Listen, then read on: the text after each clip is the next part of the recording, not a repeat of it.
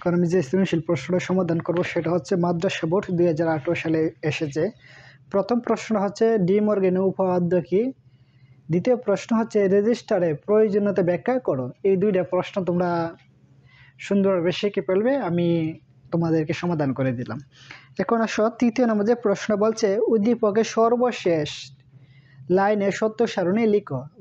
আবারও বলছি, প্রথম তৃতীয় নম্বর যে প্রশ্নটা বলা হয়েছে উদ্দীপকের সর্বশেষ লাইনে সত্য সারণী লিখো।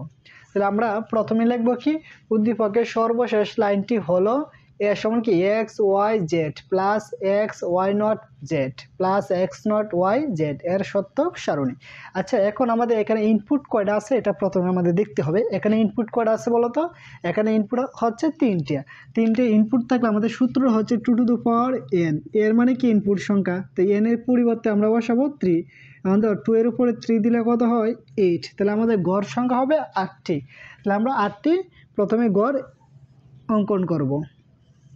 প্রথমে আমরা 8টি গড় অঙ্কন করলাম। এখন আসো আমরা প্রথমে আমরা ইনপুটগুলো বসাবো। এখানে কি কি ইনপুটগুলো আছে? X Y Z. তাহলে আমরা প্রথমে এক্স বসাইলাম, আমরা এক্স, পরে বসাবো কি ওয়াই, এই যে আমরা ওয়াই বসালাম, পরে জেড, এই যে আমরা জেড বসাবো। বসানোর পরে দেখো এখন আমরা নোটগুলো, এখানে কি এক্স নোট আছে, তাহলে আমরা এই যে প্রথমে এক্স নোট বসাবো, পরে ওয়াই নোট আছে যেহেতু আমরা কি করব ওয়াই নোট আমরা বসাবো।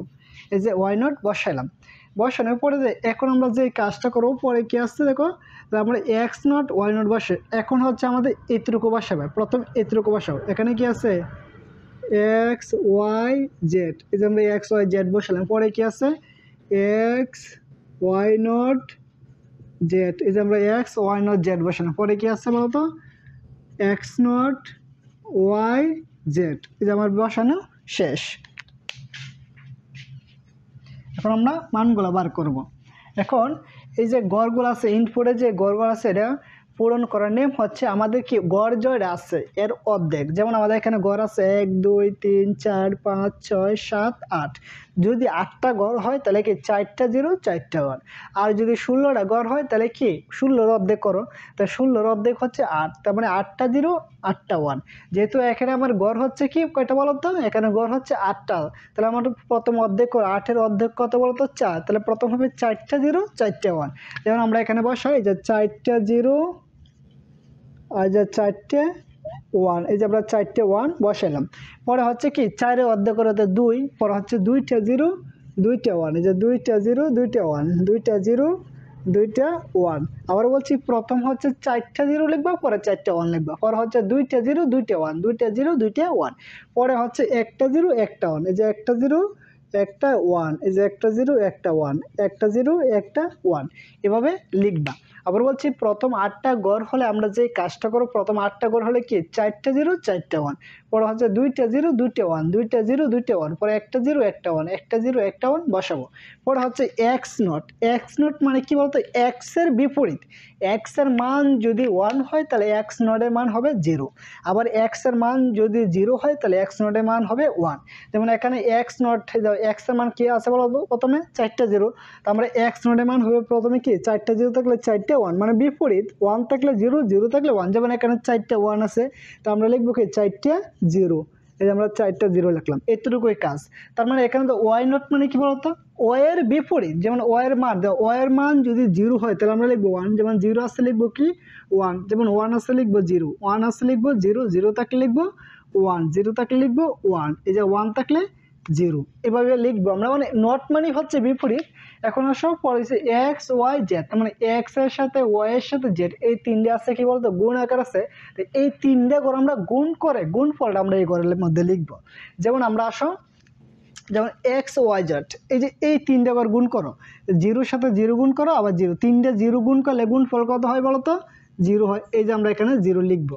পরে আসো 0-র সাথে 0 গুণ করলে 0, 0-র সাথে 1 গুণ করলে 0, এই যে আমরা 0 লিখবো। পরে আবার আসো 0-র সাথে 1 গুণ করো, 1-এর সাথে 0 গুণ করো 0, পরে আবার 0-র সাথে 1 গুণ করো 0, আবার 1-এর সাথে ডাবল 0 গুণ করলে 0, আবার আসো 1 0 1 গুণফল কত হবে 0, 1 0 1 এর গুণফল কত হবে বলো তো 0, এই যে আমরা এখানে 0 লিখবো।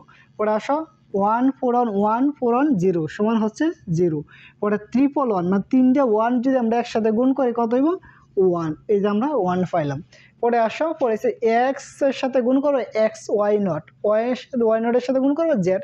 তাহলে আমরা এখন গড় হচ্ছে এই গড়টা, পরে হচ্ছে এই যে ওয়াই নট, পরে হচ্ছে কি জেড, এই তিনটে গড় আমরা গুণ করব। তো জিরো, জিরোর সাথে যে কোনো সংখ্যা গুণ করলে কত হয়? জিরো হয়। আবার জিরোর সাথে যে কোনো সংখ্যা গুণ করো জিরো হবে, যে জিরোর সাথে যে কোনো সংখ্যা গুণ করলে জিরো, জিরোর সাথে যে কোনো সংখ্যা গুণ করলে জিরো। পরে আসো এই যে ওয়ান, ওয়ানের সাথে এই যে জিরো আছে মাঝখানে, জেড ওয়াই নট, এই যে আমার জেড, জেড এর মান কত আসলে তো জিরো, তার মানে জিরোর সাথে যে কোনো গুণ করলে জিরো। আবার জেড আসো ওয়ান ওয়ান, আর যে আমার ওয়াই নটের মান কি আছে? ওয়ান। ওয়ান নটের মান তিনটে ওয়ান গুণ করলে ওয়ান হয়, এই যে আমরা ওয়ান বসাবো, এই যে ওয়ান বসাইলাম। পরে আসো আবার এই ঘর, এখানে কি আছে? জিরো, জিরো মানে কি ফল কত আসবে? জিরো আসবে। পরে এটা মান কত আছে? জিরো, তো আমার ফলাফল জিরো। এক কথা মনে রাখবে যে কোনো গুণ করার ক্ষেত্রে মাঝখানে যদি একটা জিরো আসে তার মানে ফলাফলটা আসবে জিরো। যেমন তোমার ওয়ান আছে কি 10টা ওয়ান আছে, মাঝখানে একটা জিরো আছে গুণ আকারে, তার মানে ফলাফল কি? জিরো। জিরোর সাথে যে কোনো সংখ্যা গুণ করলে গুণফল কত হয়? জিরো হয়। এই যে আমরা বসাইলাম। এখন আসো পরে এক এনে কি আছে বলতো? এখানে আছে কি? এক্স নট ওয়াই জেড, এই যে এক্স নট ওয়াই জেড, এই যে এক্স নট, এই যে আমরা এই গড়টা লিখবো, এই গড়টা লিখার পরে এখন আসো এখানে কি আছে? ওয়ান আছে, এক্স নট ওয়ান, ওয়ানের সাথে আমরা গুণ করব কি? ওয়াই জেড, এই যে ওয়াই জেড, মানে এই তিনটা বার গুণ করতে হবে আর কি। তাহলে জিরো, জিরোর সাথে গুণ করলে তো জিরো হবে, এই যে আমরা জিরো বসাও, পরে এই যে জিরো হবে, পরে ওয়ান ওয়ান জিরো, ফলাফল হচ্ছে ওই যে ওয়ান জেড এক্স, তো জিরো যেহেতু আছে তার মানে হবে জিরো, ওয়ান ওয়ান সমান হবে ওয়ান, এই যে আমরা ওয়ান বসার পরে জিরো জিরো, এই যে আমরা জিরো বসালাম। পরে হচ্ছে জিরোর সাথে ওয়ান জিরো গুণ করো, তোমার এখানে জিরো হবে। পরে আসো ওয়ানের সাথে দুইটা জিরো গুণ করো, জিরো হবে। ওয়ানের সাথে তিনটে ওয়ান, তিনটে ওয়ান গুণ করলে কত হবে? ওয়ান হবে। এই যে আমরা লিখলাম। এখন আসো, এখন তো আমরা এর গড়টা বাকি রয়েছে, তাহলে আমরা আবার এখানে একটা এর গড় আমরা তৈরি করি। একটা ঘর আমার বাকি ছিল, এই যে আমরা একটা ঘর লিখবো, এই যে আমরা লিখলাম। এখানে কি লিখবো? এ, এ মানে হচ্ছে আউটপুট। এখন এ ইকুয়াল চাইলে এইটুকু লিখতে পারো, অথবা এ লিখলেও চলবে, সমস্যা নাই। এ মানে কি? এই পুরো মানটা বোঝাচ্ছে আর কি। এখন আসলে এ মানে কি বলতো? এই তিনটে যোগফল। এ মানে কি? X Y Z plus X Y Z plus, মানে এই তিনটা যোগফল হচ্ছে এ। তাহলে আমরা তিনটে জিরো যোগ করলে জিরো হবে, আবার জিরো তিনটে জিরো যোগ করলে জিরো হবে, আবার ওয়ান ডি যোগ করলে জিরো, আবার ওয়ানের সাথে ডাবল জিরো যোগ করলে ওয়ান, পরে জিরো ডি যোগ করো জিরো, আবার এখানে হবে ওয়ান, এই তিনটে জিরো যোগ করো জিরো, আবার এখানে কি ওয়ান ওয়ান ওয়ান। তখন আমরা এই তিনটে বার যোগ করছি, যেমন এই যে তিনটে জিরো একসাথে যোগ করলে কত হয়? জিরো হয়। আবার এই যে তিনটে জিরো যোগ করলে জিরো, পরে তিনটে জিরো যোগ করলে জিরো, পরে ওয়ানের সাথে দুইটা জিরো যোগ করলে ওয়ান, জিরোর সাথে জিরো যোগ করলে জিরো, ওয়ানের সাথে দুইটা জিরো যোগ করলে ওয়ান, আবার ট্রিপল জিরো যোগ করো জিরো, পরে আবার ওয়ান জিরো ওয়ান যোগ করলে কত হয় বলতো? ওয়ান হয়। এই যে আমরা এতটুকু হচ্ছে কি বলতো সর্বশেষ লাইনটি সত্যক সারণী। আশা করি এই অঙ্কটি সুন্দরভাবে তোমরা বুঝতে পেরেছ। এখন আমরা পরে প্রশ্নটি সমাধান করব। আমরা এখন গ অংশটি সমাধান করব। তো গ অংশটি বলা হয়েছে উদ্দীপকে প্রথম ও দ্বিতীয় লাইনে কোনটি কম সংখ্যক গেট দ্বারা বাস্তবায়ন করা যায় চিত্র সহ বিশ্লেষণ করো। তাহলে আমরা প্রথমে যেটা লিখবো বলছে কি প্রথম ও দ্বিতীয় লাইনের মধ্যে, এখানে আমরা উদ্দীপকের মধ্যে যে প্রথম যে লাইনটা আছে, প্রথম লাইন রয়েছে কি এ সমান কি X Z plus Y Z, আর দ্বিতীয় লাইনটা কি Z into X plus Y. এই দুইটা লাইনের মধ্যে আমাকে কি করতে হবে? এই দুইটা লাইনের মধ্যে কম সংখ্যক গেট দ্বারা বাস্তবায়ন করা যায় চিত্র সহ বিশ্লেষণ করতে হবে। তাহলে আমরা প্রথমে যে কাজটা করবো উদ্দীপকের প্রথম লাইনটা নিয়ে কাজ করি।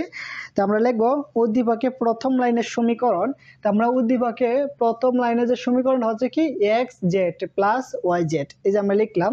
লিখার পরে এখন আমরা গেটটা তৈরি করব। এখানে ইনপুট করে আসছে বলতো এক্স ওয়াই জেড, এখানে ইনপুট হচ্ছে তিনটি এক্স ওয়াই জেড, এই যে আমরা তিনটে ইনপুট নিলাম, নেওয়ার পর এখন তো এক্স থেকে একটা ইনপুট নিউ, যে আমরা এক্স থেকে একটা ইনপুট নিলাম, পরে কি জেড, এই যে আমরা জেড দ্বারা একটা ইনপুট নিলাম, দেওয়ার পরে এক্স এর সাথে কি জেডটা কোন কি আকার আছে তো গুণ, গুণ মানে কি এন্ড গেট, গুণ মানে হচ্ছে এন্ড গেট, এই যে আমরা এখানে এন্ড গেট একটা তৈরি করব। পরে হচ্ছে ওয়াই জেড, তাহলে আমরা এই যে ওয়াই থেকে একটা ইনপুট নিব, পরে হচ্ছে জেড থেকে একটা ইনপুট নিব, কারণ ওয়াই এর সাথে জেডটা কি আছে এন্ড গেট আছে, এই যে আমরা এন্ড গেট তৈরি করব। পরে এই দুটো কি করছে বলতো যোগ করছে, যোগ মানে হচ্ছে ওয়ার গেট, এই যে আমরা যোগ মানে ওয়ার গেট আমরা এখানে তৈরি করব। এই যে আমরা ওর গেট তৈরি করলাম। তার মানে আমার কি প্রথম লাইনে যে গেটটা লজিক গেট আমরা অঙ্কন করলাম। এখানে 3টি গেট প্রয়োজন হয়েছে। এখানে কয়টি গেট প্রয়োজন হয়েছে বলো তো? এখানে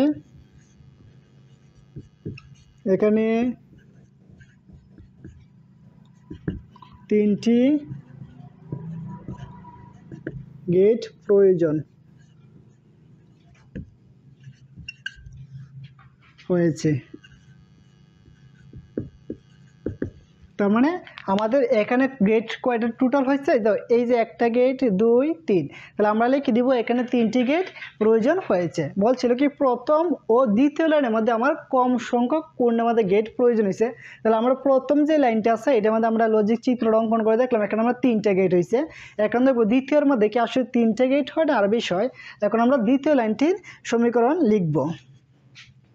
তো আমরা এখন দ্বিতীয় লাইনটা কাজ করব।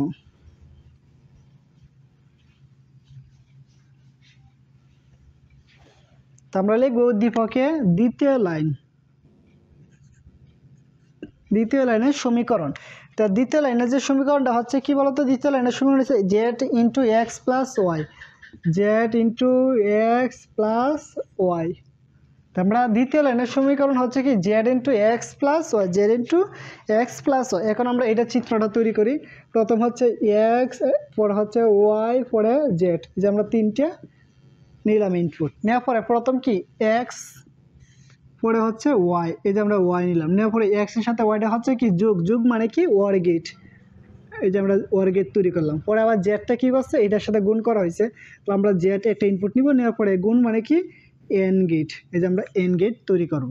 তার মানে আমার এটা শেষ। এখানে কয়টি গেট তৈরি করা হয়েছে বলতো? 2টি। তার মানে এখানে গেট আমার কয়টা লাগছে? 2টি। আগেটা আমাদের গেট কয়টা লাগছিল? 3টি।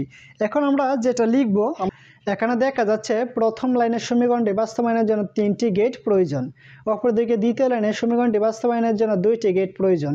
অর্থাৎ দ্বিতীয় সমীকরণটি বাস্তবায়নের জন্য কম সংখ্যক গেট দ্বারা বাস্তবায়ন করা যায়। এতটুকু লিখলে শেষ। আশা করি সৃজনশীলটি সুন্দরভাবে তোমরা বুঝতে পেরেছ। আর যারা আমাদের ভিডিওটি ভালো লাগে, আমার ভিডিওটি দেখেন, তারা অবশ্যই আমাদের চ্যানেলটি সাবস্ক্রাইব করবেন।